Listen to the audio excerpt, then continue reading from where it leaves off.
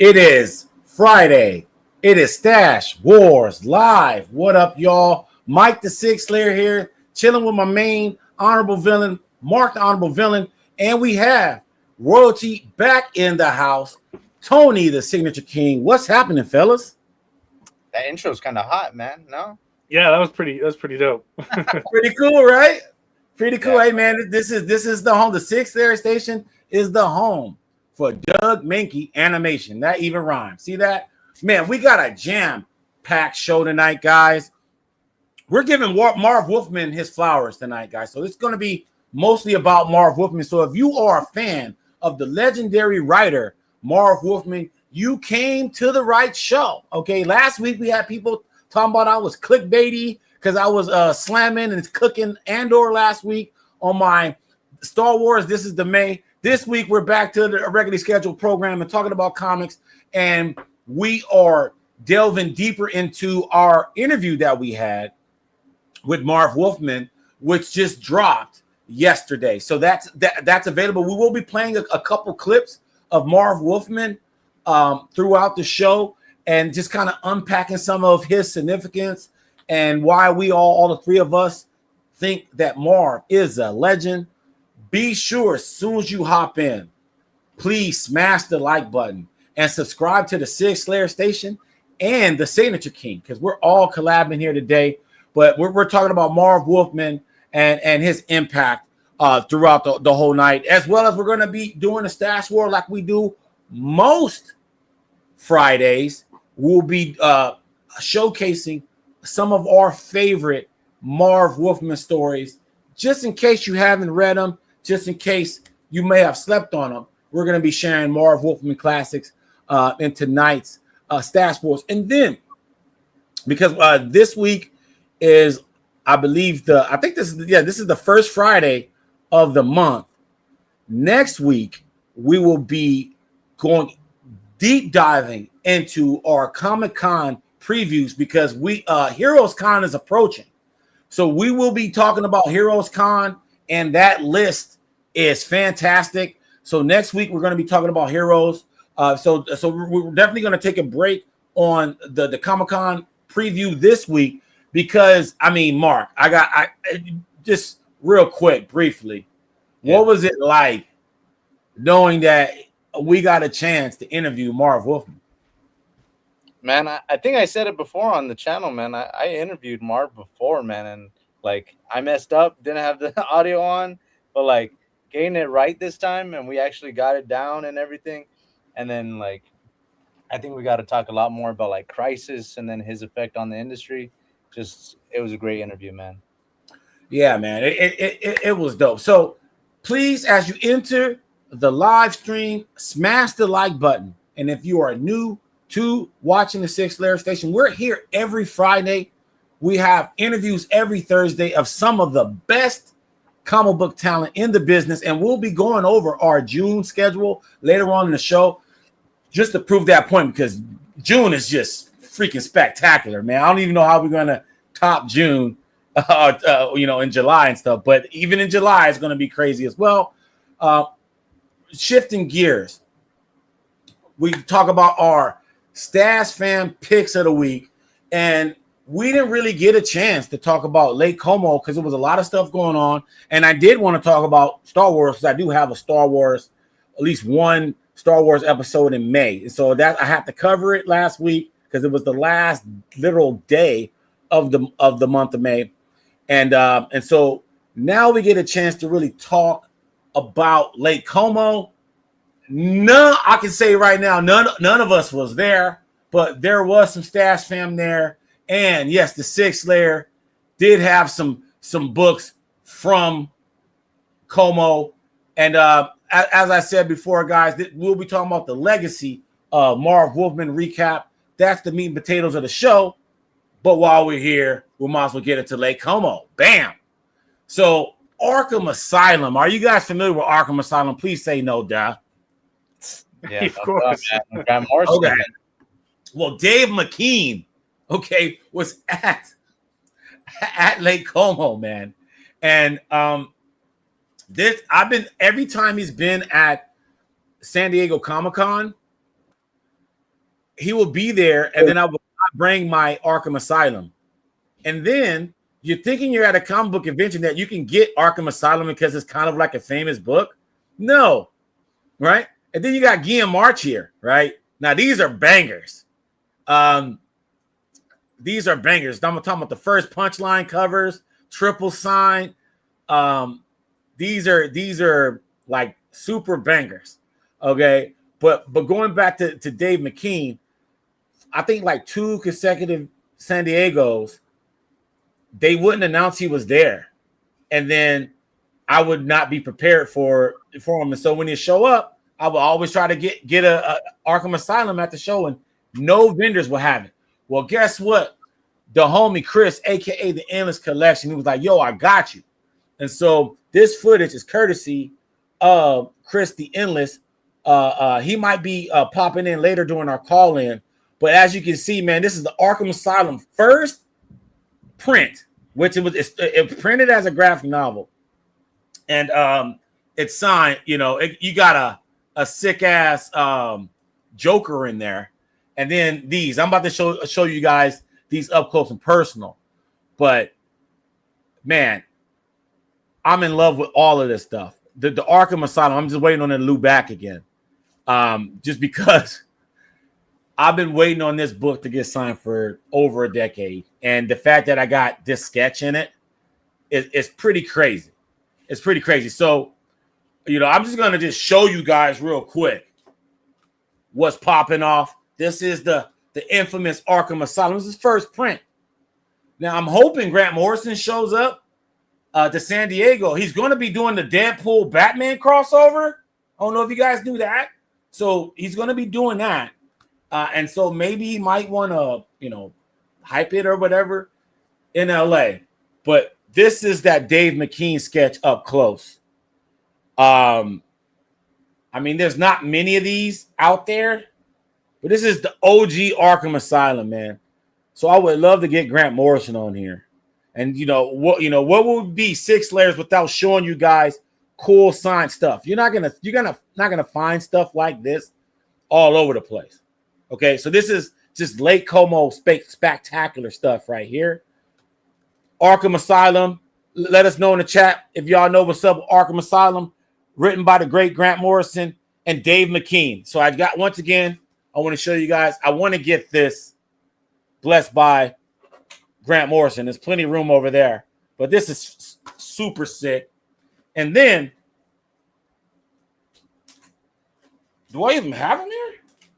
Oh, well, here's the other that wasn't not in the video. Frank Quietly, guys. Frank Quietly was in Lake Como. And I don't know if you guys got Frank Quietly 6 like that. Southern Comic Geek is in the hizzy. Hey, let me know if you're down to talk about heroes next week. Yeah, we got Frank Quietly 6. I'm gonna do these kind of rapid fire, but these are rapid bangers. Rapid bangers right here. Quietly's.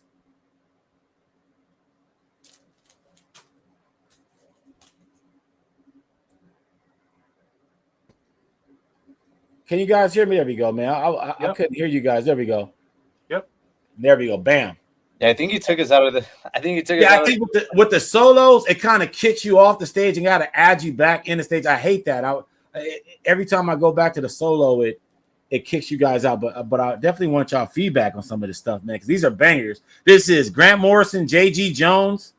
Have you met Quietly before or no? No, this is all Como stuff, bro. That's why I'm showing you. That's the significance of this. Well, I'm saying dude, his line at C2E2 was insane. It went almost all the way around the building. Yeah. What? Yeah. Yes, I did. I sure did. Well, see, I never met Quietly. I've never met Morrison. Well, but then more Quietly with Philip Tan. That's with Philip Tan too. Now I got the Philip Tans. So I'm hoping the comic book gods bless us with the Grant Morrison sighting in San Diego, so I can get these done. But I'm trying to find where is those this is a Cameron Stewart. Been having these a hot minute. Whoo, man, it's just missing Grant Morrison. It's just missing Grant Morrison, guys. These all came back from Como? These all came back from Como. But hold on, I'm trying to figure out what the hell I did with what I did with the other Batman books. I know I pulled them out. So Tony, you've met Quietly before? I've run into him at C2E2. I was going to get him to sign some stuff, but what year was that line would have been a few hours long. Easy. What year was that? This year. This year? What? Yeah, he was at C2E2. Why the hell did I know about this? What the hell? Man, I didn't know about they didn't announce a lot of cats at C2E2, man. I think he was added like literally right at the last minute. That's crazy. I know he comes so high on my list to attend. It's unreal. I'm going to Heroes next year, man. I can't go to Heroes this year, but next year. Okay, so here are the other ones. As somebody is texting me, and then these ones. These are kind of out of order, but Guillaume March, man. Guillaume March. I like that ink that he used. The ink he did. He did Joker-esque. It's super Joker-esque. He hooked it up, and this already got Tony Daniel and James Tynion the fourth on him already, and then these right here, they just came out bang right here. You got Guillaume March, Jorge Jimenez, and Tynion with the little bat doodle, and these were hot when they this was like 2020, I believe. This was a hot comic back in 2020, and then this one here was like I think 2021. This was like hotter because it was like a one per store.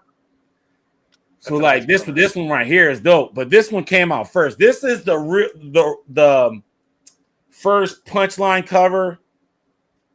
This one here, and then this is the other like official Punchline cover right here, the Art Germ joint. And I love this green, Tony. What do you think about this green right there? That green is popping, bro. That green is popping. And then you got Tynion and Art Germ on this. So yeah, this is like back in the day. Hold on, we got the Endless. He already here. Hold on, let's go to the chat. He's in the phone. He's on the phone. Hey Chris, you here? You here? Can you hear me? Yes, sir. Hey, just in the nick of time. Oh yeah. Oh, I love this. Yeah, because we're talking about Como right now. Oh wow, the timing. The timing is beautiful. Okay, so I'm going to show some stuff. All right, because I don't know if you can see. Can you see us or no? Yeah, I can see you. I just don't have my cam on. Do you want me to go? No. That's fine. I got some stuff I'm going to show, and you're going to explain it. Alrighty. Because I don't know some of these artists. Okay. All right. So here we go. So obviously, for the listeners, tell everybody what the Endless mean and why you got the name the Endless. All right, so I went with the Endless collection because I'm a big Sandman collector, and with it, the characters focus on the Endless. They're all a bunch of different ideas, and there's 7 of them. And since I collect within that universe, I just figured that would be the perfect name for me. Plus, it also goes with the collection because the collection's always endless when it comes to art or signatures. So who's the character? The chick character with the with the Ankh necklace. Come on, man. So that is Death. Her name Death. Is Death. Okay, She's so that's Death. Like the embodiment of death, but she's like the warmest person you'll ever meet within the comics. And she's someone who will be summoned whenever it's people's time, and you'll hear the sound of like raven wings. So there's a comic dedicated to her, and it's called The Sound of Her Wings. So yeah, that's the character essentially. So I mean, off the rip, you got a Travis Charest though. Like not many people. That one wasn't planned, so that one was crazy. Talk about the Travis Charest on the left. What up, Tino? 73 is in the hizzy. The Travis Charest. So I was actually one of the first few in line for Frank Cho, but as anyone who knows, meeting Frank Cho at any sort of convention, he's never on time. So one of the homies' buddies. The Frank Cho right there. Yeah, I got a Frank Cho there.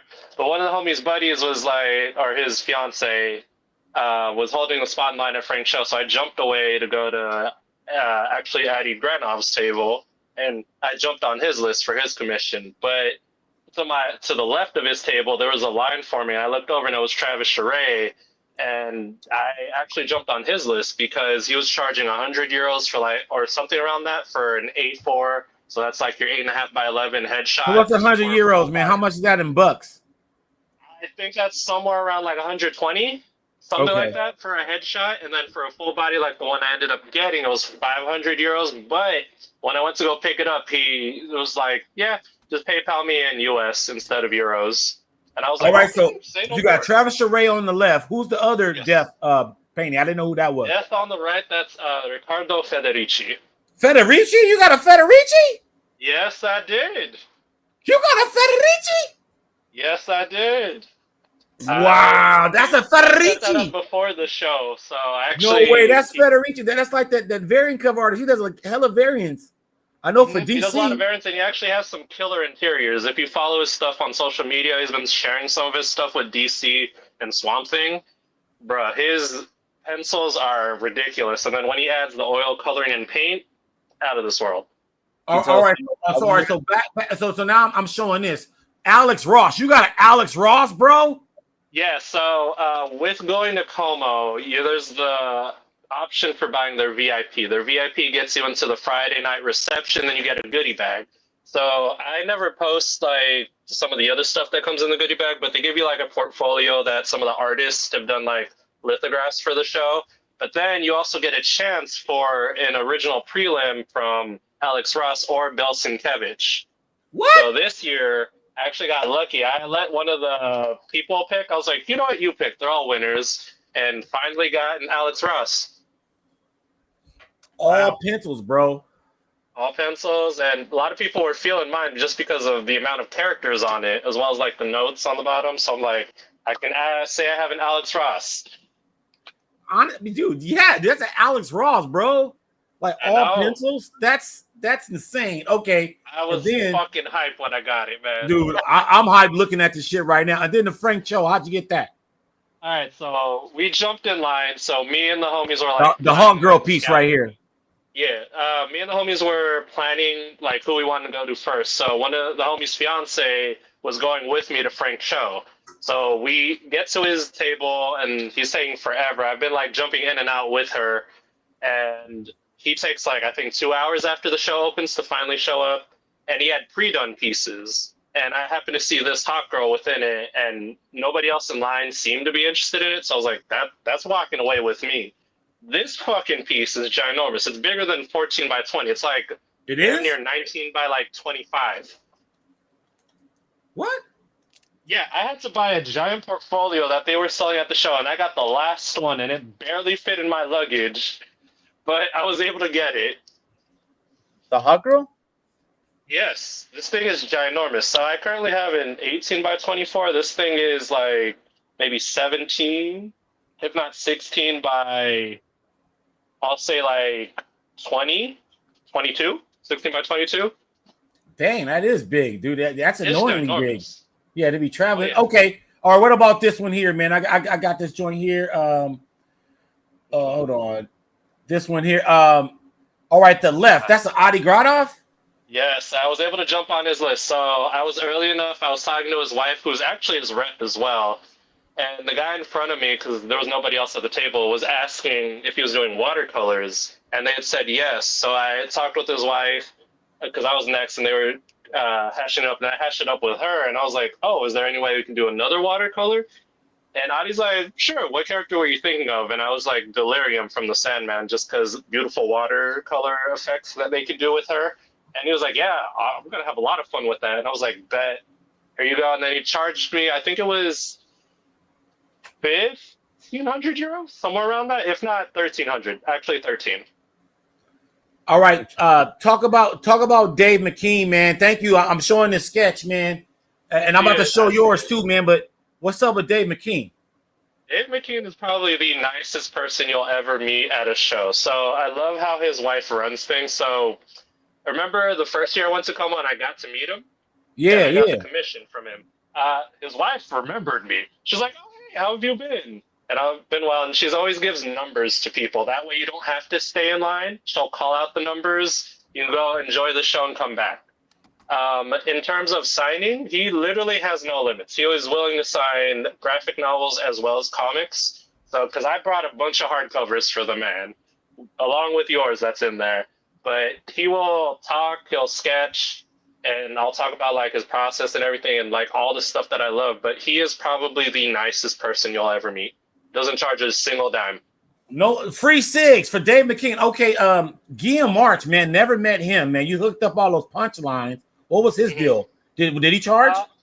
No, he was nice. He wasn't with his rep. His rep's being Kirby's comic art, and there's a whole thing with that. But at his table, it was funny. His sign said, 39 and less will sign for free. Over that, we'll start charging. But even then, like €1 each.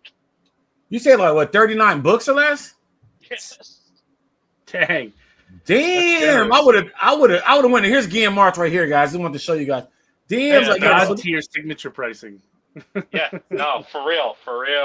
I Man, knew you all would appreciate hearing that. Yeah, no. And because I was helping you out, my buddy who was also just walking around with me was going through his little portfolio.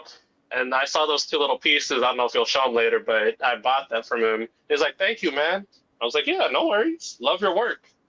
all right. And finally, I mean, I know you saw him in the States, but speaking on Bill Sienkiewicz, he was there.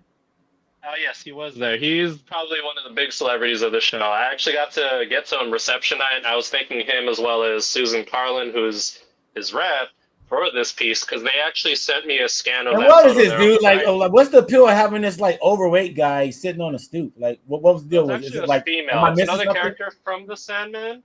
And if you actually notice right underneath the face, the name of the character is Despair. So she's the embodiment of despair. Oh. I thought this. I legit. I thought this was like a Trump, like like a Trump spoof or something. Many people think that. But that's what I thought this was, bro. Like, so this is a Sandman character. Like, oh, that's a great representation of despair. Yeah. I thought you was getting like political bougie. No. I don't do that with my comics, man. But yeah, this one actually set up with Susan. She reached out to me last year. Yeah, we gotta get in touch with Susan. End of last year about like his list for like NYCC. I'm like, oh, I'm not making it to that, but I'm going to Como. And she's like, oh, I'll put you on the list. Reached out to me again in January. I was supposed to only get a bust, and I thought it was only supposed to be a bust with some colors. He ended up liking it so much or getting too into it that he did a full body, and even told Susan not to charge me more, and that we'd go with that price of $1,500. Nice. Hey, man. Hey, fantastic footage, bro, man. You killed it like normal, man. Thank you for you were able to give us all of the Lake Como footage that we needed, man, and recap, man. I appreciate it. Any last words about Como that we need to know about?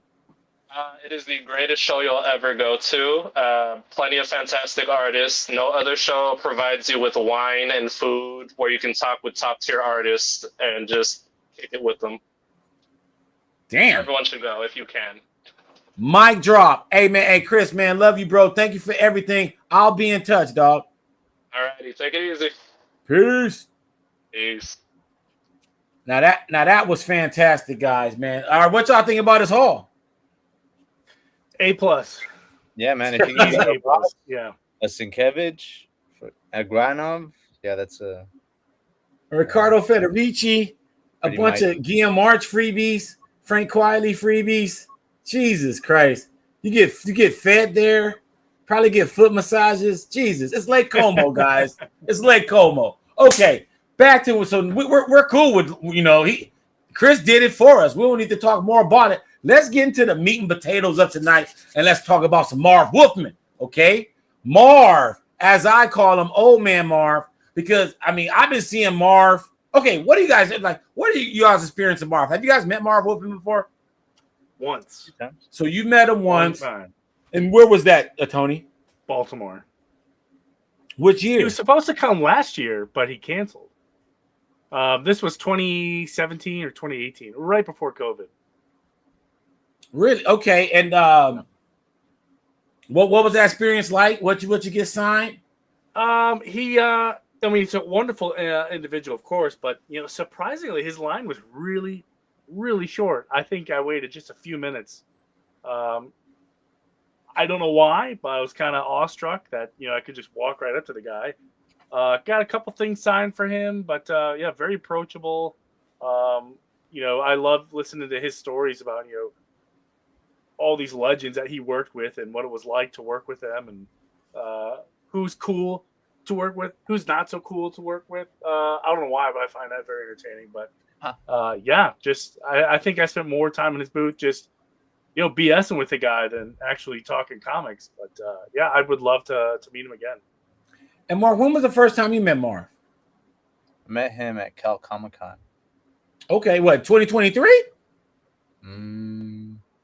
Probably like 2022 or 2023, one of those years. I think it was 2023 because that was the first time he came out because he was like super COVID conscious. Yeah, I think, and I wasn't really in the game for like those years before that, so that was my first time meeting him. And he's super nice guy, man. He's a bit hard of hearing. He's lost his hearing a lot, and he's getting older and older, man. So he's more hard to see. So he really only comes out to like local stuff for him, like in California now. But I love Marv though, man. Like twice he's agreed to like interview, So and that's and what a great segue, because yes, Marv Wolfman, we just dropped the interview with Marv Wolfman yesterday on Six Layers, and we encourage you guys to watch it in its entirety. It's full of just knowledge and just information and comic book trivia. And some of the stuff we wanted to talk about tonight, like for example, we interview people every week, comic book greats every week, and one of the questions we ask is their comic book origin story. How did you get your first gig in pro comics, right?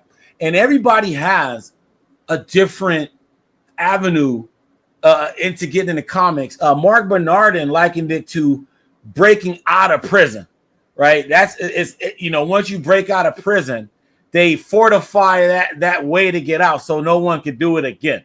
And he said that's what it's like getting into comics. Once you get into comics that way, they fortify that way so another person can get in that same way. And so what I realized listening to Marv Wolfman's story, and he represents, ladies and gentlemen, the first generation of comic book fans to create comics. Okay, so people like Jim Shooter, Elliot Magan, he talks about this in this interview. Who's the other one that I'm missing, Mark? It's Marv Wolfman, Elliot Magan. Jerry Conway, Jerry Conway. Steve Englehart. They represent the first generation of comic book fans to make comics, and all of them have their different avenues into the business. The one thing that I wanted to highlight, and I'm going to show a clip from the Marv interview, but one of the things that I wanted to highlight is that it's the same way it was way back in the 60s.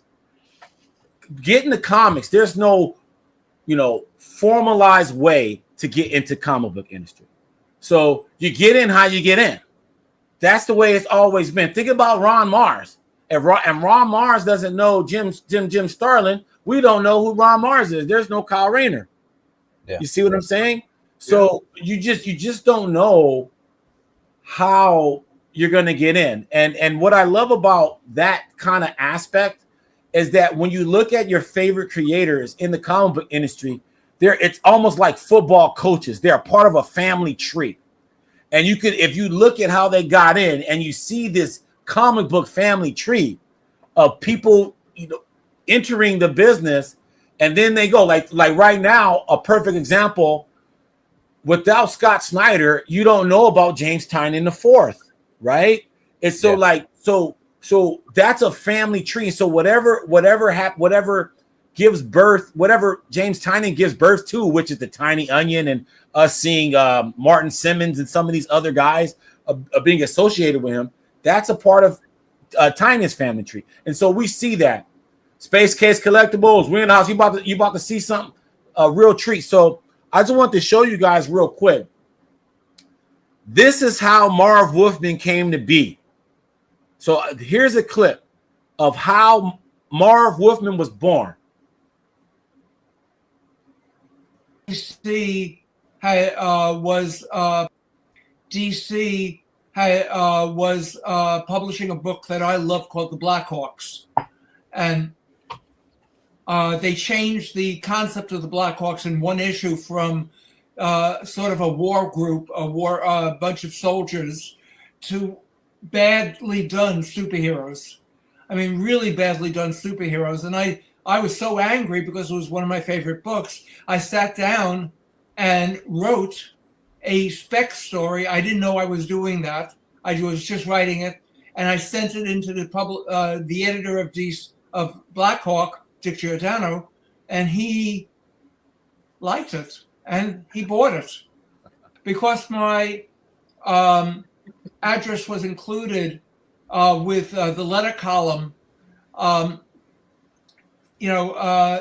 Julie Schwartz used to publish, had these letter columns, and he would give artwork or give something to the people who wrote in. In my case, he gave a script. He gave a Gardner Fox script. So I had already known how a comic book script looked like, what it looked like. And so I mimicked that. And I did my own story, but I was able to know how to write it because he had sent me a script. Marv Wolfman told DC, hold my beer, okay? This is how he you write. sent his own fanfic script of the Blackhawks. He sent it to Dick Giordano. And Dick Giordano was like, wait a minute, this is good. And the kid got paid. Normally, today, they'll tell you to go ahead and F off, you little rugrat. But they would use the script. Exactly. So that's how we got in. He was already doing fanzines, right? What was it called? Stories of Suspense, 1, 2, and 3, I believe, right? Mark? I forgot what it was called. I think they're called Stories of Suspense.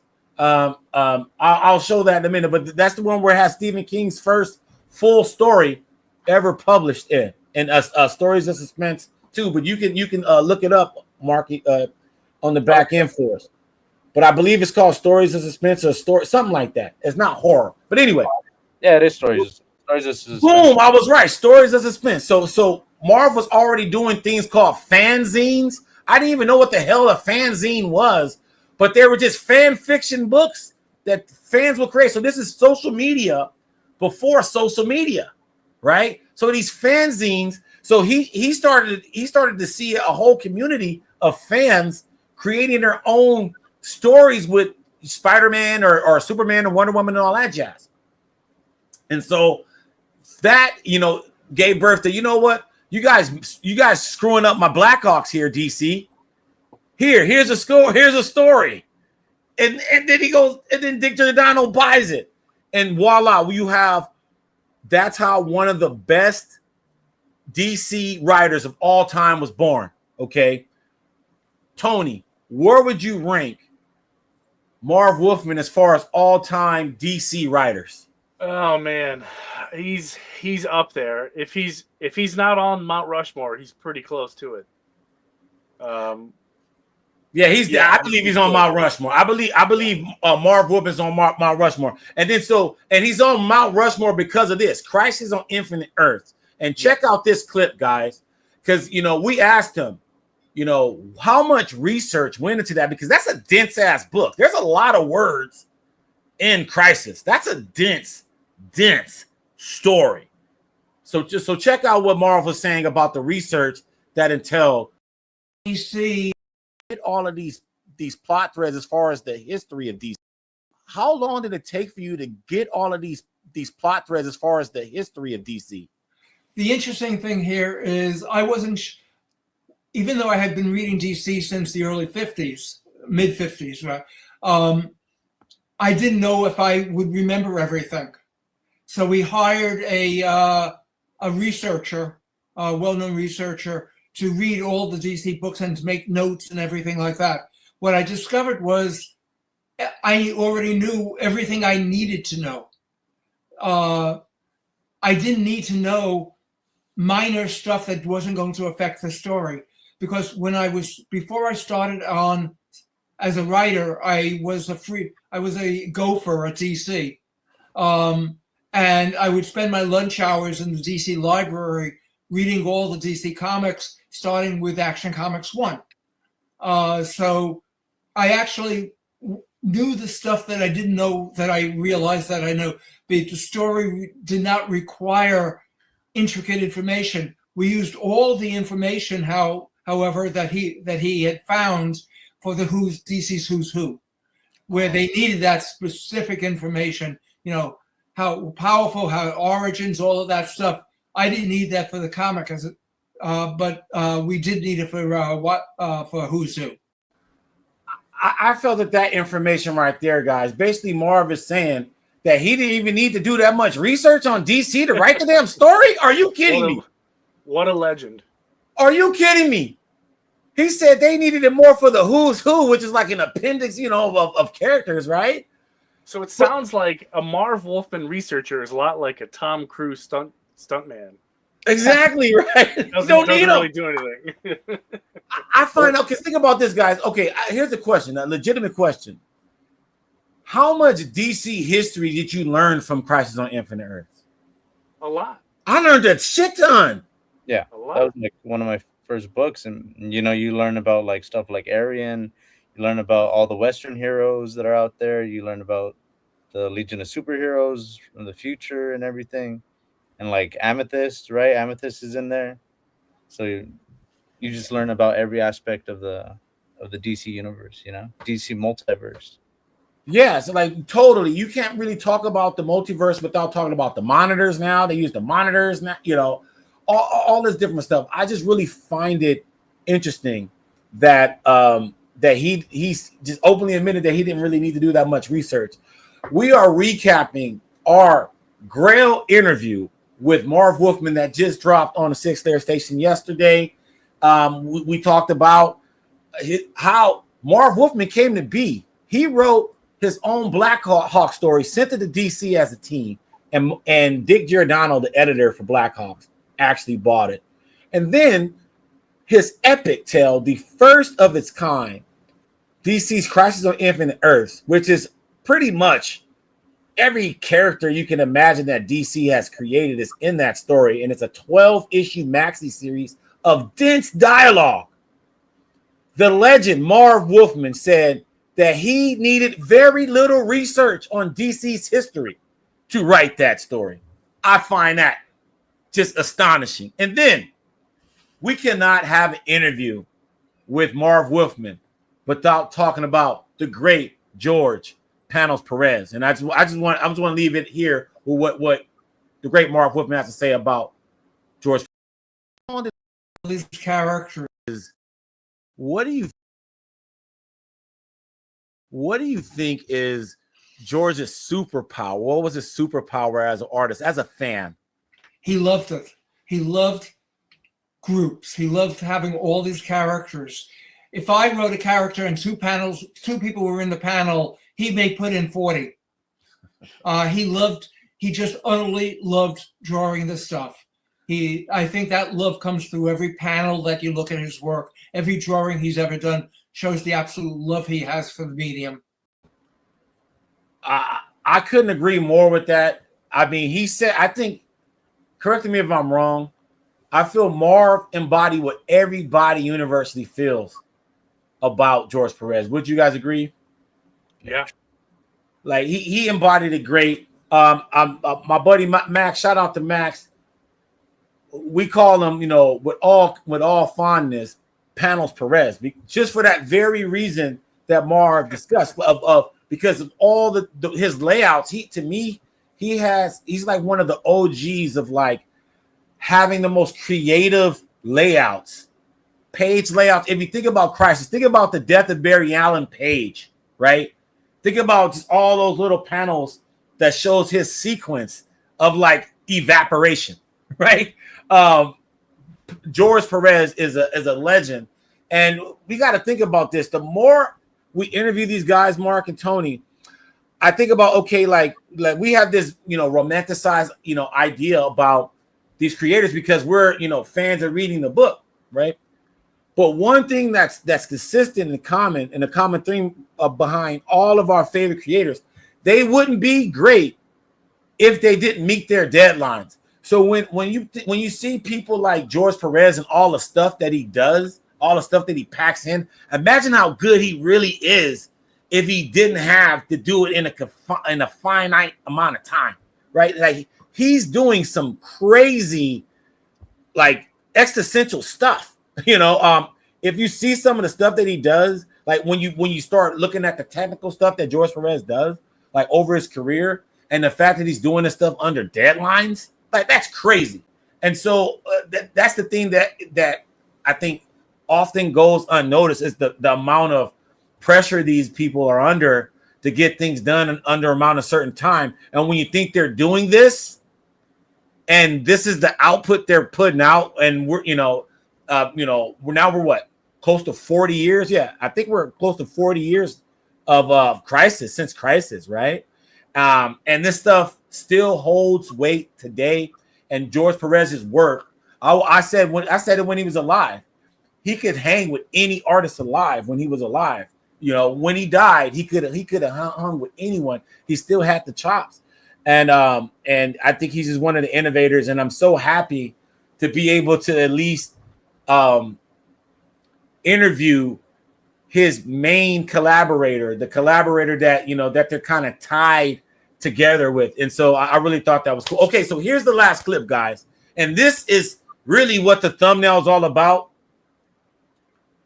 Marv Wolfman, he doesn't get enough credit for changing the landscape of Batman. Do you guys want to know why? What are you guys? What are your thoughts, Tony, on that? How did he change Batman forever? Oh man, I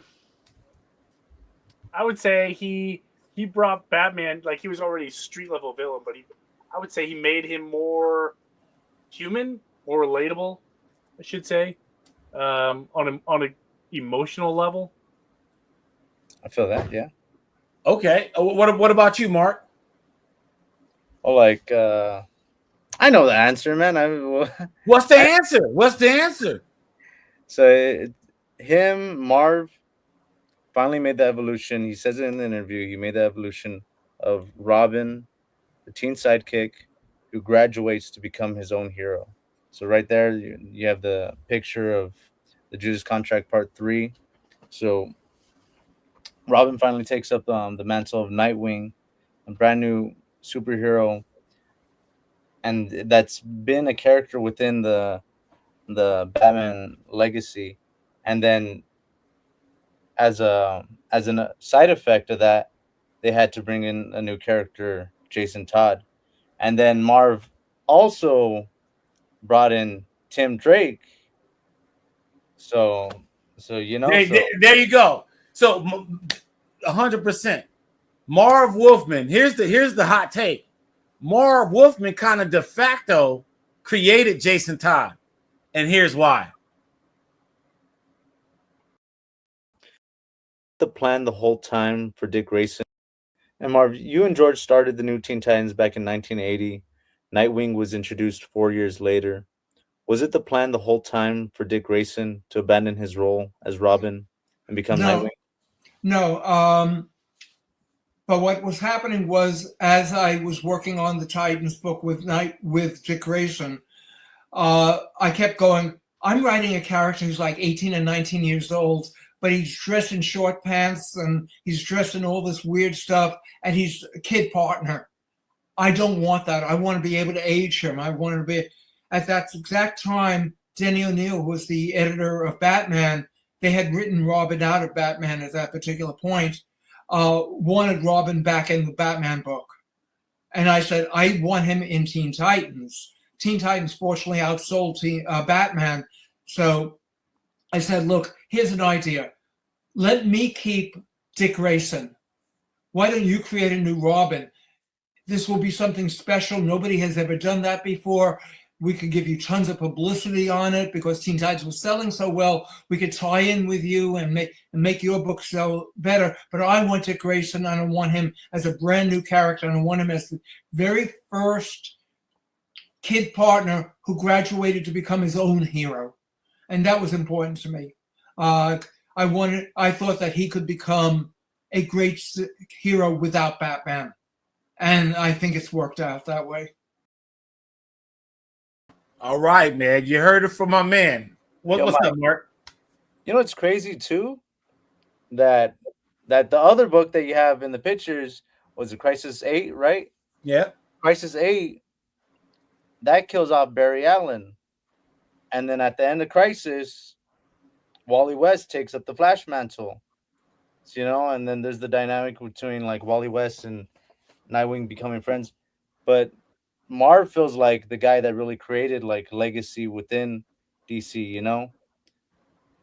Nightwing eventually becomes Batman. Wally West becomes the Flash, you know? The Teen Titans become their own heroes. You know what I'm saying? You know, I definitely hear what you're saying. It started with that desire to make Robin his own character, and then kind of vis-a-vis his homeboys and homegirls kind of graduated with them in increments, right?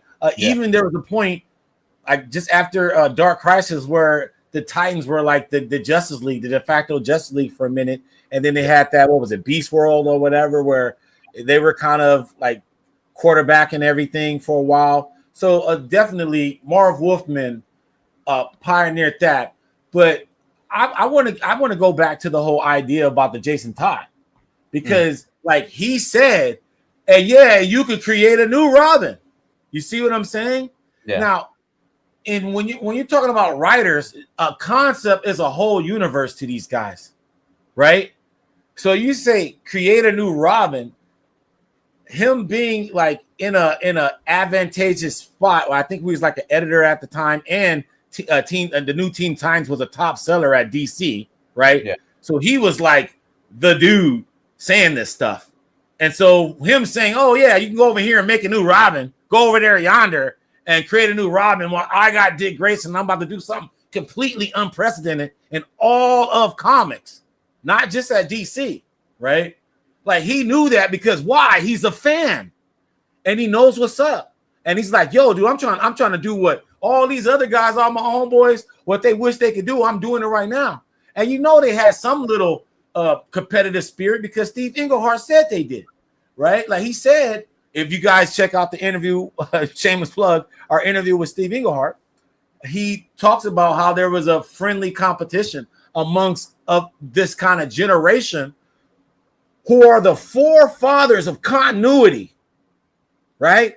These are the guys that dusted off Golden Age characters and brought them back and made them relevancy. These are the guys that took Guy Gardner, who was a one-off, and made Guy Gardner Guy, and then he becomes a part of the JLI, right?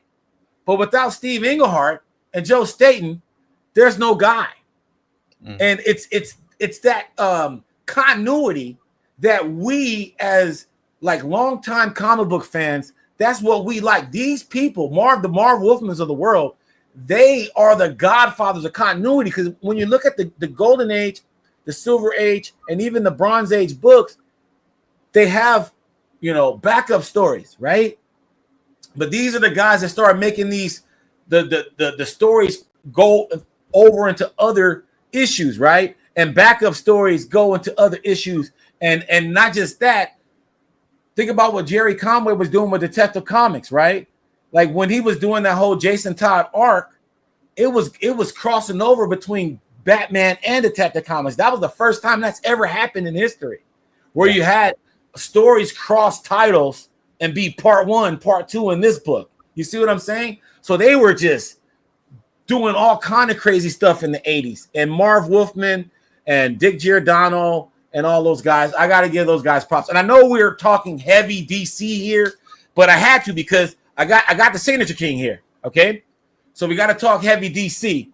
But Mark, we're about to get into our Stash War part because I definitely want to talk about what books we brought. And I want to start with you, Mark, because you kind of bring the levity here.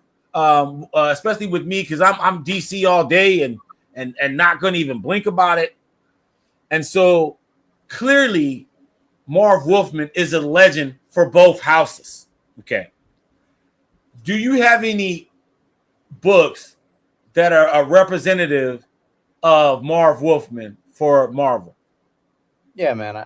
I thought I had more. I'm gonna diversify the showing today, but if you want me to show my first one, Yeah. I got the first appearance of Bullseye. So Oh so wow. everyone talks about like Frank Miller being like the main architect of like the modern Daredevil, but Marv Wolfman was one of the guys that helped that. He made Bullseye pretty much Daredevil's arch nemesis. Kingpin's kind of a Spider-Man villain. He's kind of a Daredevil villain. Keep that book up. Show the book. There we go. Yeah. First Bullseye. Yeah. And then damn, what was it saying? But first Bullseye, the foil to Daredevil, and then go ahead, man. I lost my thought. Okay. All right. So you got Bullseye. That's one. And we did say that in the interview that he's the creator of Bullseye. But okay, Tony, you are a historian like myself. What's your first book?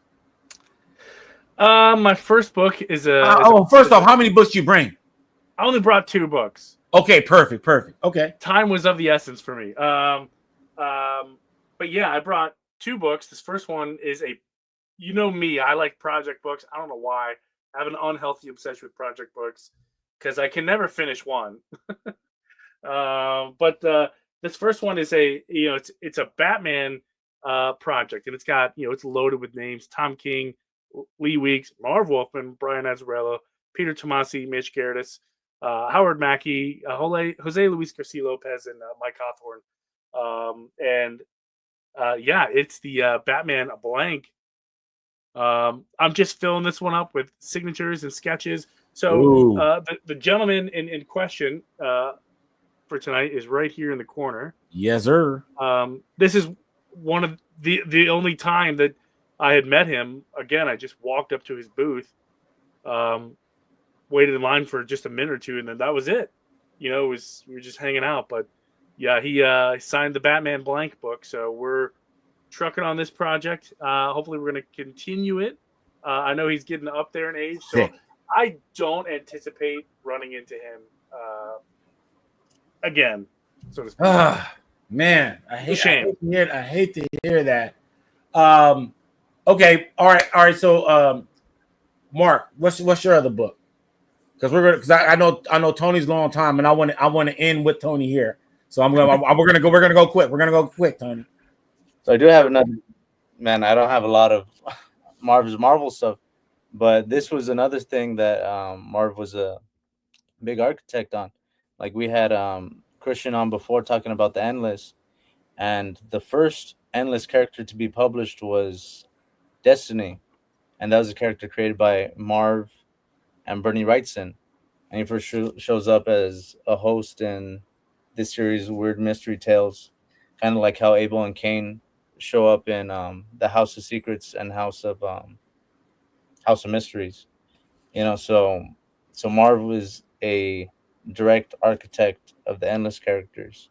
So Destiny showed him throughout the Sandman books, and some credit should be given to Marv too.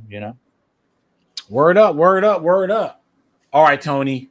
All right, what's your other book, man? I'm curious. So you've seen this book 1,000 times, but I'm going to show it again because it makes me smile. I enjoy talking about it.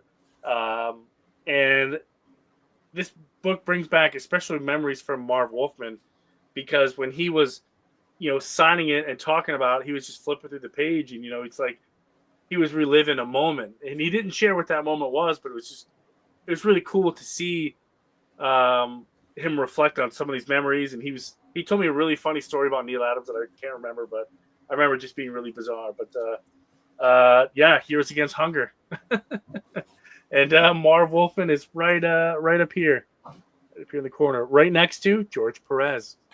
So, hey, dude, that to me, to keep that up, man, because that to me is still like I can't not see that enough because you got some bangers on there. I see Walt, Neal, Bernie, Carl Kessel, George Perez, Joe Staten, Garcia Lopez, Joe Rubenstein.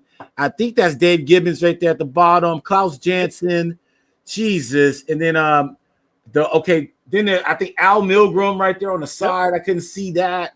And then there's one at the top corner. Hold on. Oh no. I see Jim Starlin. Yeah. Jim Starlin right there. Jim Starlin. Yeah, we said Perez, but then I don't know who's next to Staten. Right there in that top corner. Who's that? Jan Darusma. Dude, I don't even know who that is. She did a lot of the inks. Damn, man. See what I'm saying? Signature King getting surgical with that shit. Damn.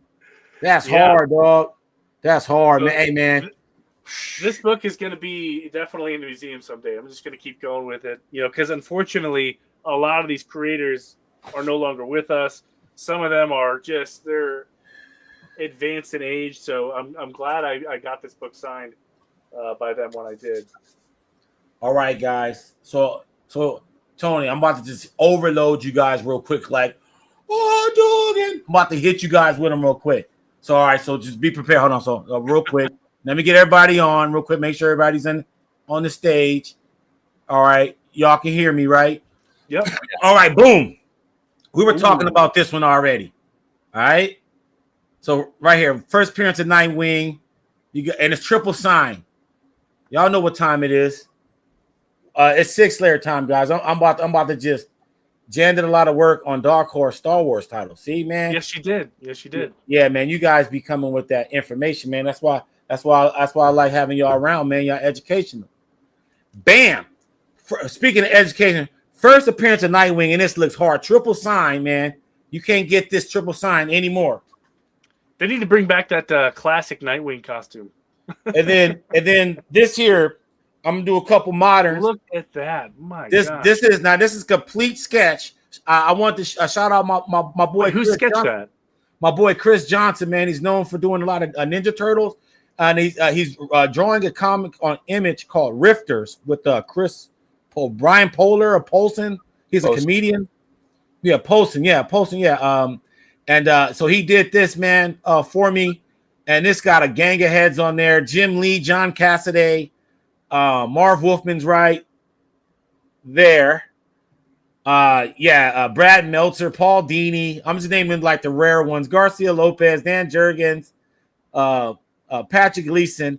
But most importantly, my man Chris Johnson right there. He did this in 18. In 18, right when it, Laura Martin and the Gradient General Allison Clare's in this too. Scott Williams. And then here's another one. That's done just the same way. All those same names. And Brian Michael Bendis too, because he created that Rogal Czar. And then here's this one. And it got Marv on this one somewhere. I gotta find Marv. Hold on. Oh, there he is. Marv. Okay, believe it or not, on this book, Marv was the first signature. And when he signed it, this was I want to say this was San Diego Comic-Con 2018. He signed and he was like, "Oh, what book?" He's like, "I didn't do this book." He's like, "I didn't do this book." I was like, "No, you did, Marv. You did." He's like, "No, I didn't do this book." I'm like, "No, you did Action Comics 1000." He goes, "Yeah." I'm like, "Yeah." He goes, "What?" I'm like, "Yes." He's like, "It's a hun." And he opened it and we had a little conversation off of it. But but I appreciate the fact that he thought it was going to be a bastard. And I was like, "Nah, man, I wouldn't give you that. I wouldn't shit you, man. You're my main guy. You're Marv. You're Marv." I like it when they do that. No first Deathstroke. Oh, man, I'm not done. SCG. I'm not done. See, you got the book. You got that book. SCG's probably got like the cover original art page. You know what I mean? You know what I mean? Exactly. The first art page. All right, so now we're about to do some crisis management. Man, shout out to Crafted Collectibles, man, even though you can't get no more of these. But that's here you go. You about to see something that very few people have. So here we go. Crisis management right here. George Perez and Marv. George Perez and Marv on part 2. Part 3 with a George Perez little remark he did for me. Oh, very cool. Oh, it's on part 3 with Mike DiCarlo. So that's triple sign. I thought it was a number 2. This is part 4, triple sign with Mike DiCarlo. Love Mike DiCarlo. Yeah, man. Part 5, double signed. 6, Andy Monitor cover. This is still my favorite cover. Ooh. And I love how he signed it right in there. Oh, yeah, there it is. Cool. It's dope. I love it. This classic cover. Yeah. Beautiful. Death of Flash. I like how he signed it on the side. And then just, I love the villain cover. You got Marv here and then George up there. They both did it in silver. They matched. They matched each other. Hey, I'm in a movie called Hollywood Signs. It's on Tubi. Produced by Eric Roberts, Julia Roberts' brother or whatever. But this is when I got these signed. So I'm documented in a movie, guys. That's crazy. Getting these signed. Getting these signed. And I'm meeting George Perez. So the last time George Perez goes to the West Coast, I met him, and we hugged, and it was all documented in a movie. And that you can see called Hollywood Signs. And it's about a lot of stuff. And then Batman stuff. This is Marv's first ever Batman title ever. This is from 1972. And this is a classic Neil Adams cover. This is a key book. Like, if it was just Neil on its own. But this is key because this is also Marv's first Batman anything. Now we're breezing through. Now we're back in the 80s. And see, this is where we start the other thing that I wanted to mention about Marv. This is Marv in the 80s they don't talk about. Before Conway. See, this is why Marv is good too. Continuity, guys. You see, that's Talia al Ghul. Keep in mind, today, in today's climate, right? You get a creator, they create a new character. And then the next creator or the creator after that, they just don't use them again, right? Well, think about this. Talia is not even 10 years old. And it was created by Denny O'Neil, right? You got Marv Wolfman carrying on. Without Marv Wolfman and these stories I'm about to show you, some of these stories, Talia al Ghul wouldn't be as important as she is now. You see what I'm saying? It would just be she would just kind of be like stuck in the 70s. You see what I'm saying? Like Marv brought her in the 80s. And then, had some Catwoman stories too. Had the love triangle cracking off. And then you got Ra's al Ghul. You see what I'm saying? Like, Ra's al Ghul is not that old of a character. And he wasn't used a lot outside of Denny O'Neil. You see what I'm saying? But you got Marv Wolfman using them and making them more legitimate. Like, who's to say Son of the Demon comes out, right? If Marv didn't do those stories. And then look at this triple sign. Look at this. This is fire, guys. I'm showing you guys fucking heat. I'm showing you guys heat. Batman and Talia. Man, hey, dude. Hey, SCG, you're my spirit animal. He likes that toxic relationship. Because I like that. I like that too. Boom. And then here you go. First Tim Drake in a Robin costume. But look, that's the George Perez on the art sig. So I at least got one of them here. And this is triple sign. You can't get that. I'm showing you guys heat, guys. Lonely Place of Dawn. I'm kind of going like in ascending order, it looks like. But I got Tom Grummett on this with Marv Wolfman. Tom Grummett was at hey, Mark, you was in Fan Expo San Francisco last year, right? No, Tom Grummett was at MegaCon with us that one year, right? Yeah, but this was signed last year in Frisco, somewhere in NorCal. I don't think Tom Grummett was up there. Tone Alone hooked these up. Wherever Tone Alone was at. I wish I saw But that's Marv Wolfman right there. That's Marv Wolfman with Tom Grummett on these. Because you know all them books I got signed for Tone alone. I got like 60 books signed for that fool last year. These are some of my favorite Marv Wolfman Batmans ever. Freaking Norm Brayfogle. You got this? Anybody got this book? Yeah, I got that one. I love that Dude, one. this shit is fire. And then this right here, this Joker right here, guys. This Joker right here, guys. But like that 450, like you were saying, like he keeps the continuity going. And that one, like, that's like the second time or the first time after like the Killing Joke that they show like the Red Hood, right? Yep. And then here we go. Now we're about to get into some bangers. First appearance of Tim Drake. That's a good one. Now, this book here, guys, I got this from a comic book shop, signed by Bob Kane already. Okay. So this was signed by Bob Kane. Yeah, there it is. Okay, yeah, I see it. Where I bought it. Okay. So I bought this signed by Bob Kane. All the other signatures I got. And I started with Marv Wolfman, Old Man Marv, Old Man Marv. And then in Vegas, I got George Perez. And then in 2020, during the pandemic, at a Torpedo comic signing, John Beatty was there. And then in 2022, in Fan Expo San Francisco, I met Pat Broderick. Right? So this, what I like about this book, you got the creator of Batman, the creator of Nightwing, and Dick Grayson all on the same book. That's crazy. That's crazy. All on the same book. But then you got the whole creative team. See, I only could get George Perez on this one because like I like the conditions for that last signing in Amazing Vegas 2019 was some of the craziest shit, man. I'm still mad at that day.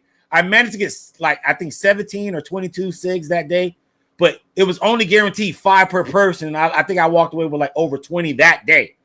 But this is the only book that I can get from this set signed by George Perez. That's why I couldn't get them all signed by George. But everybody else is on here. You got Marv, John Beatty, Pat Broderick. Boom. These are fire, guys. So that's the whole set. Lonely Place of Dying. I did the Crisis. So you guys seen every issue of the Crisis at least double signed. And I think I'm only 6 books shy. I do want to see Marv Wolfman. He did say he won't be in San Diego. So he's going to be somewhere, and I will have some books there. Because I think I have 7 or 8 more Batman books, and then I'll have every Batman book signed by Marv Wolfman in his whole career. And so I'm almost there with that. Thumbs up, yes. Yeah, Stash Wars Live. Okay. Oh, what? Oh, man. So you guys. I swear you guys, dude. You guys be killing me, bro. You guys want the 6 layers? Oh, God. I'm showing you my favorite shit, okay? I'm showing you my favorite shit. So now I got to bust out your favorite shit just to flex on you guys. So this is for Tino right now. There you go. You're just talking about that one. And that's triple sign. It's triple signed, okay? So I got DC 26, triple signed, Jim Starlin. So, yeah, I do. And then for SCG, the first appearance of Deathstroke double sign, okay? You asked about it. What is the TOD 13? What's that? Do we know what this is, guys? Do you guys know what hold on. Let me add you guys. I think. Hey, what does TOD mean, guys? TOD 13. I'm trying to think. Yeah. 10. TOD 10. I'm trying to think. What the hell? What is TOD? Oh, Tomb of Dracula. Tomb of Dracula. Okay, yeah. Tomb of Dracula. No, okay. So I'm glad you said that though, SCG. But hold on. So just the Okay, so there you go. There you go. And then I got this one too, guys. Yes. I do have them. Yes, I do have them. First ones. So you guys, I was trying not to show these, but then you guys brought them out. I was trying to. All right, so here you go, guys. You know, I got those too. And as they say in the shoe world, I've been had those. Okay, so Tomb of Dracula. Let me go back to SCG real quick. Okay, so was that Blade? Is that Blade? Yeah.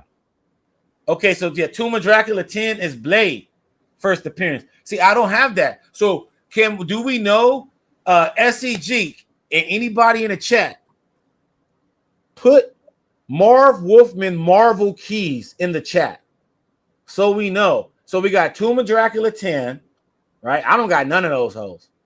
Okay. Hey, but I did pretty much have his bangers. Now I got more, but you know, those are the essential ones I wanted to show you guys.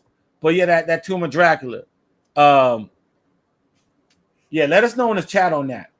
So yeah, that was the Marv Wolfman Stash Wars, guys. I'm hyped. That was I mean, just geez, man. I mean, I've been had these crises, man. Like, and then yeah, so yeah, I do have these too. Man. Oh yeah, and a newsstand. Look at that, a newsstand. But you know what's funny?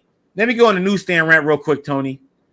Go for it. During this time, newsstands didn't mean shit. There were barely any direct issues during that time. It was like the beginning of direct issues. So it was like newsstands really don't matter until like newsstands were rare, right? So when there were more more direct issues than there were newsstand issues, that's when newsstands become a thing. All because you see barcodes, people start to salivate. Oh, here we go. Nova number one. Number one, Mark. I'm testing you. What's that? Nova number one. It's the first appearance of Nova. Who the f is Nova? Nova, Marvel character, man. Dude, I just want to trigger somebody, bro. asking that question. Who is Nova? And I just saw a Spider-Man cartoon with Nova. They were all chilling and doing stuff. So I was just literally watching Ultimate Spider-Man on like 2 days ago. But anyway, moving on to our last topic of the night. All right, next week we got Todd McFarlane on Six Layers. Oh my Jeebus. Guys. We go so now you get somebody like Todd McFarlane, top of the top almost. So now you just got to start your YouTube channel over, man.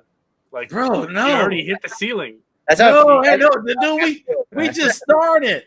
Okay, yeah. Marvel Chillers, first appearance of Modric the Mystic. Now we're in who the hell is that? Tony, you know Modric the Mystic? I don't know. Okay, so it ain't just me. Okay. I'm with you, man. I'm a DC guy. I don't know who any of these people are. What's up, Mark? Modric the Mystic, you know what's cracking? No, I don't know who the hell that is, man. Hey, man. If I don't know, then it's really bad, man. I don't know. Okay, yeah. So show them the first bullseye. So we got the first bullseye, SCG. So we did have that. We did show that tonight. Okay, here we go. ASM 194, first Black Cat. I know Black Cat. You guys know, everybody knows Black Cat. Yeah. But you don't have that, Mark, right? I used to have it, and it was like missing a page, and then I think missing a page is like a death sentence, Like that's like and then John Carter, Warlords of Mars. Marvel starts publishing John Carter. He did that one. See what I'm saying? You guys, that's why you guys are here, man. That's why you guys are here. Exactly. Spider-Woman number one. Oh, he did that too? Oh shit. Okay. So Marv is he's just shitting on the game in general. Godly, like, because I mean, the Stash fam just said it right here, bro. Like think about this, dude. Let's go back to it. Tomb of Dracula, Nova, Mystic Chillers, Marvel Chillers, I mean. First Bullseye, which Mark has. First Black Cat. John Carter Warlord, Space Case saying Daredevil in general. And then I didn't know he did Spider-Woman, #1. I know that cover. I don't think he created her though. No, just Spider-Woman #1. I know that's not her first appearance. Fantastic Four 208. First Herbie the Robot. See, you guys are cooking. You guys are cooking. Okay, so and speaking of cooking, the 6 layer station is cooking. We got Todd McFarlane next week. I repeat, we got Todd McFarlane next week. What if you guys are cooking? Todd McFarlane next week, and I just wanted to show you guys. This is our schedule popping off right now. So we just had Marv Wolfman on yesterday, right? And then we got the process with Garrett Gunn, indie creator, and we're talking about self-publishing hacks on Wednesday on the process with David Barron. Then we got Todd McFarlane on Thursday, guys. That's wild. We got Todd McFarlane on Thursday. All right. Follow that by Deadpool co-creator on the 19th, Fabian Nicieza. There we go. Hey, Fabian Nicieza. Okay. Nicieza. Okay. The co-creator of Deadpool. And that's coming at the perfect time because Deadpool is going to be crossing over with Batman really, really soon. So we got that for that ass. Then we got Russell Dodderman from Marvel fame. And then, guys, you guys do not want to miss this comprehensive Superman interview with John Bogdanov. This is going to be crazy. We're talking comprehensive Death of Superman and beyond, guys. It's going to be crazy. A week before the movie. Okay? So you can get your Superman fix on 6 layers before the movie. And I'm telling you guys, you do not want to miss this because he goes in depth about the whole Superman project, that whole world that Mike Carlin was creating. And just the whole paradigm shift that Mike Carlin, the editor, was creating at DC. You do not want to miss July 3rd. You definitely don't want to miss next week. Todd McFarlane. I can't believe it, guys. I'm about to spaz the hell out. We got Todd Father here, guys. And so I don't know what else to say. If you have not subscribed, what up, Comic Collector? What's up? Oh yeah, SCG is still cooking. Fantastic Four 211 first appearance of Terrax, one of Galactus's heralds. Dude, so my man Marv Wolfman, a legend. I don't know, man. I wonder if Mike Carlin was kin to George Carlin. That would be crazy. I just want to play this clip in conclusion, guys, because I just want you guys to put some respect on Marv Wolfman's name. I'm saying that Marv Wolfman de facto created Jason Todd, and here's why. And then we're going to sign off. Check this out, man. You and George started the new Teen Titans back in 1980. Nightwing was introduced 4 years later. Was it the plan the whole time for Dick Grayson to abandon his role as Robin and become Nightwing? No. But what was happening was, as I was working on the Titans book with Dick Grayson, I kept going, I'm writing a character who's like 18 and 19 years old, but he's dressed in short pants and he's dressed in all this weird stuff, and he's a kid partner. I don't want that. I want to be able to age him. I want to be... At that exact time, Denny O'Neil was the editor of Batman. They had written Robin out of Batman at that particular point, wanted Robin back in the Batman book. And I said, I want him in Teen Titans. Teen Titans fortunately outsold Batman. So I said, look, here's an idea. Let me keep Dick Grayson. Why don't you create a new Robin? This will be something special. Nobody has ever done that before. We could give you tons of publicity on it because Teen Titans was selling so well. We could tie in with you and make your book sell better. But I want Dick Grayson. I don't want him as a brand new character. I don't want him as the very first kid partner who graduated to become his own hero. And that was important to me. I thought that he could become a great hero without Batman, and I think it's worked out.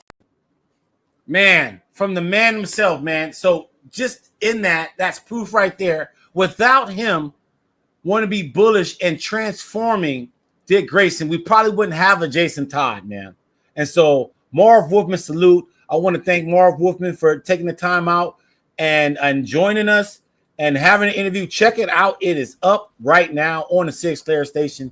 Check it out. And be sure to check us out next week, where we'll be interviewing Todd McFarlane in this Uncut Unleashed. We will be unpacking that. We have an hour with Todd McFarlane, guys. 1 hour with Todd McFarlane. And we do not pull any punches, guys. I'm not joking. He is unfiltered with this one. He keeps it ultra real.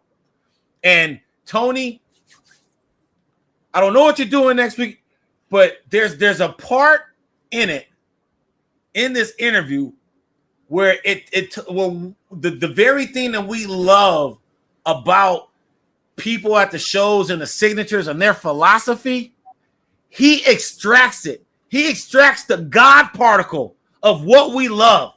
I swear, I am not joking. Because this dude is at the pinnacle. At the pinnacle. Think about this. Before I was even collecting comic books, I was collecting Todd McFarlane sports pick figurines of Green Bay Packers. Okay? So, like, he transcended comics a long time ago. And so that's what's crazy about this. And you get a snapshot in why he is who he is and what makes this man tick. We really get into that, and that's no hyperbole here, guys. We have an hour with Todd McFarlane next week on the 6 Layers. Gentlemen, Tony, any last words? What do you want everyone to know? This is probably one of the last shows I'm going to do in this room. My office is moving. Some space became available in another part of my house. I'm going to explode in space, and I'm going to film it, and I'll make some content out of it. So watch out for that. Coming as soon as Monday. Oh, wow. So you getting a new castle. Getting a bigger castle, all the bells and whistles. Oh, I love it, man. I can't wait to see that. So please subscribe to the Signature King and see how this evolves, man. I can't wait because you're so creative with how you use your space now. And so especially with what you shoot and how you shoot it. So I can't wait to see what you do with the additional space and with your creativity. So I can't wait, man. I can't wait to check it out. Mark, what's popping? I know you're going to be somewhere this weekend. Let the Stats fans know what's popping out in the LA area. Yeah, if you guys are listening right now, good thing I'm remembering this right now. Tomorrow, Kevin Eastman will be in Anaheim at NostalgiaCon. I think that's the only thing that I really have on my plate right now that I'm going to go to, and I know for sure. Let me check my calendar real quick, though. I think that's about it. I think that's it. TurtlesCon is coming up on June 21st. And that's all I know for right now. Yeah, man. Well, next week we're going to start next week on Stats Wars Live. We're going to talk about Todd McFarlane and unpack our interview, because next Thursday we have an interview with Todd McFarlane, as you see here on our schedule here, June 12th, 5 p.m. Eastern, 2 p.m. Pacific.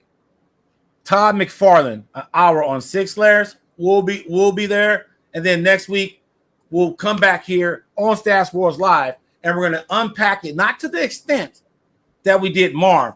I just wanted to highlight Marv Wolfman's significance tonight, because when we talk about Batman, especially in the 80s, his name don't come up a lot. The number one name that comes up in the 80s is who? Starlin. It's Frank Miller. Frank Miller with Batman Year One and Dark Knight Returns, right? That's what we think about. But then, Jim Starlin had the late 80s.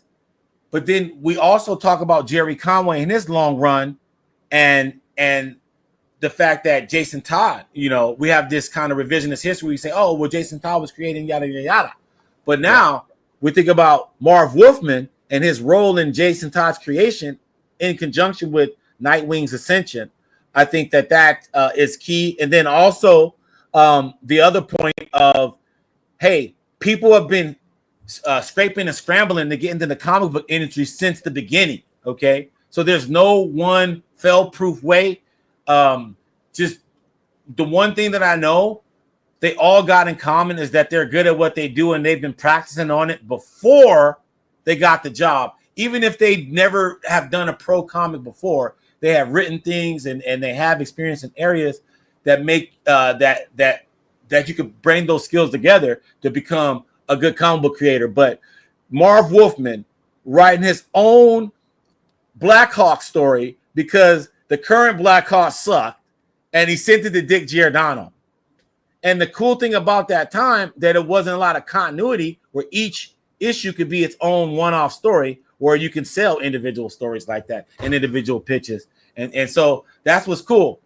So yeah, but anyway, I could rattle on and on and on about Marv Wolfman. Be sure to check out that interview. Please subscribe to the Sixth Layer Station. We'll be here next week on Stash Wars Live. I'm Mike the Sixth Layer, speaking for Mark the Honorable Villain and my man, Tony the Signature King. We are out. Peace!